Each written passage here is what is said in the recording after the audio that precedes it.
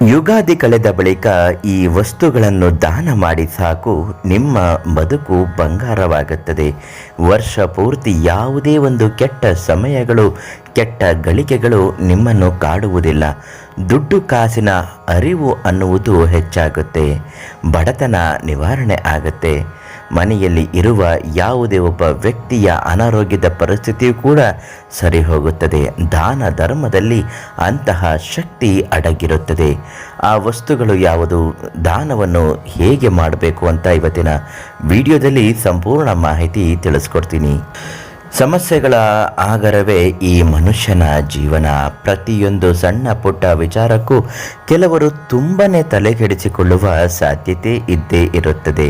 ಏನೋ ಆಗೋಗೋಯ್ತು, ಏನೋ ಆಗ್ಬಿಡ್ತು, ನನ್ನ ಜೀವನ ಇನ್ನು ಸರಿ ಹೋಗಲ್ಲ ಅನ್ನುವ ರೀತಿಯಲ್ಲಿ ಅವರಿಗೆ ಯಾವುದೋ ಒಂದು ಅಡಚಣೆಗಳು ಎದುರಾಗುತ್ತೆ. ಸಣ್ಣ ಪುಟ್ಟ ಜೀವನದ ಬದಲಾವಣೆಯನ್ನು ಕೂಡ ಅವರು ತಡೆದುಕೊಳ್ಳಲು ಸಾಧ್ಯವೇ ಆಗುವುದಿಲ್ಲ. ಕೆಲವು ಬಾರಿ ಇದು ಸೂಕ್ತ ಮನಸ್ಸು ಅಂತ ಕರೀತಾರೆ. ಅಂದರೆ ತಡೆದುಕೊಳ್ಳಲು ಸಾಧ್ಯವಿಲ್ಲದ ಮನಸ್ಸು, ಮೃದು ಸ್ವಭಾವದ ಮನಸ್ಸು, ಸಾಫ್ಟ್ ನೇಚರ್ ಅಂತ ಇಂಗ್ಲೀಷ್ನಲ್ಲಿ ಹೇಳ್ತಾರೆ. ಇಂತಹ ವ್ಯಕ್ತಿಗಳು ಯಾವಾಗಲೂ ಕೂಡ ಭಾವನಾತ್ಮಕ ಜೀವಿಗಳಾಗಿ ಬದುಕುತ್ತಿರುತ್ತಾರೆ. ಎಮೋಷನಲ್ ಅಟ್ಯಾಚ್ಮೆಂಟ್ಸ್ ಪರ್ಸನ್ಸ್ ಅಂತ ಇಂಗ್ಲೀಷ್ನಲ್ಲಿ ಇದನ್ನು ಕರೆಯುತ್ತಾರೆ.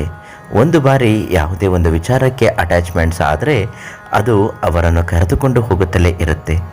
ನಾವು ಇಲ್ಲಿ ತಿಳಿಸಿರುವ ಹಾಗೆ ಕೆಲವು ಸಮಯದಲ್ಲಿ ಮನುಷ್ಯನ ಬದುಕು ಬಂಗಾರ ಆಗಬೇಕು ಅನ್ನುವುದಾದರೆ ಯುಗಾದಿ ಹಬ್ಬದ ದಿವಸ ಅಥವಾ ಯುಗಾದಿ ಕಳೆದ ನಂತರ ಈ ಕೆಲವು ವಸ್ತುಗಳನ್ನು ದಾನ ನೀಡುವುದರಿಂದ ಸಕಲ ಇಷ್ಟಾರ್ಥ ಬೇಡಿಕೆಗಳು ಈಡೇರುತ್ತವೆ. ಮಾಡುವ ಕೆಲಸಗಳಲ್ಲಿ ಯಶಸ್ಸು ಅನ್ನುವುದು ಸಿಗುತ್ತದೆ.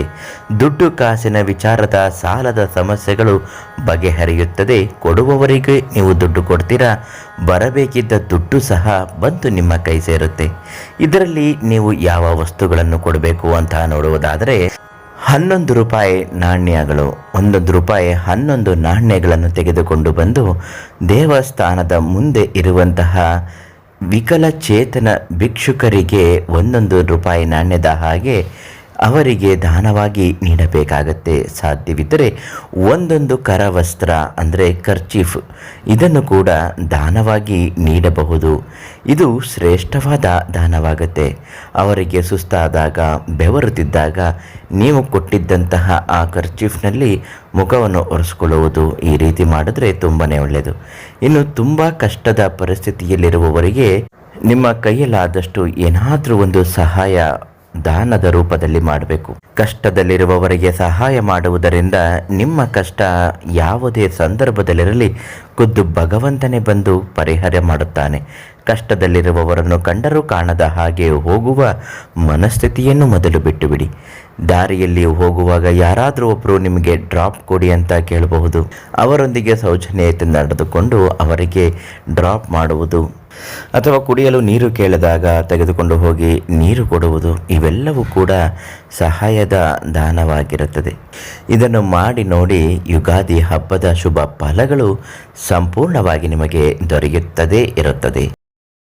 ಶಾಣ ರುದ್ರಿ, ಅಘೋರ ರುದ್ರಿ, ಯಕ್ಷಣಿ ತಂತ್ರಗಳಿಂದ ಕೇರಳದ 108 ಅಥರ್ವಣ ಪ್ರಯೋಗಗಳಿಂದ ಕೌಟುಂಬಿಕ ಸಮಸ್ಯೆ, ವ್ಯಾಪಾರದಲ್ಲಿ ನಷ್ಟ, ಕೋರ್ಟ್ ಕೇಸ್, ಪ್ರೀತಿಯಲ್ಲಿ ನಂಬಿ ಮೋಸ, ಮಾಟ ದೋಷ ಅನುಮಾನವಿದ್ದರೆ ಕೇರಳದ ಅಥರ್ವಣ ಪೂಜಾ ಪ್ರಯೋಗಗಳಿಂದ ಶಾಶ್ವತವಾದಂತ ಪರಿಹಾರವನ್ನ ಮಾಡಿಕೊಡುತ್ತಾರೆ. ಗುರುಜಿ ಅವ್ರನ್ನ ಭೇಟಿ ಮಾಡಿದ್ಮೇಲೆ ನನಗೆ ಗೊತ್ತಾಯ್ತು, ನಮ್ಮ ಸಂಬಂಧಿಕರೇ ಯಾರೋ ಒಬ್ರು ನನಗೆ ಬ್ಲಾಕ್ ಮ್ಯಾಜಿಕ್ ಮಾಡಿದ್ದಾರೆ ಅಂತ. ಅದೆಷ್ಟೇ ದೊಡ್ಡ ಬ್ಲಾಕ್ ಮ್ಯಾಜಿಕ್ ಆದ್ರೂ ಕೂಡ ನಾನು ಅದನ್ನ ರಿಮೂವ್ ಮಾಡ್ತೀನಿ ಅಂತ ತುಂಬಾ ಧೈರ್ಯ ಹೇಳಿದ್ರು. ನನ್ನ ಗಂಡ ನನ್ನಿಂದ ದೂರ ಆಗ್ಬಿಡ್ತಾರೆ, ನಂಗೆ ಡಿವೋರ್ಸ್ ಕೊಟ್ಬಿಡ್ತಾರೆ ಅಂತ ನಾನು ನಿಜವಾಗ್ಲೂ ಹೆದರ್ಕೊಂಡ್ಬಿಟ್ಟಿದ್ದೆ. ಗುರುಜಿ ಅವರಿಂದ ನನ್ನ ಜೀವನದಲ್ಲಿ ತುಂಬಾ ಬದಲಾವಣೆಗಳು ಕಂಡವು. ಕಾಯಂ ಮನೆ ವಿಳಾಸ ಶ್ರೀ ಶೃಂಗೇರಿ ಮಠ ಸಿಗ್ನಲ್, ಚಾಮುಂಡೇಶ್ವರಿ ದೇವಸ್ಥಾನದ ಎದುರು, ಕೆಆರ್ ಎಕ್ಸ್ಟೆನ್ಷನ್, ತುಮಕೂರು. ದೂರವಾಣಿ ಸಂಖ್ಯೆ 98444666 906.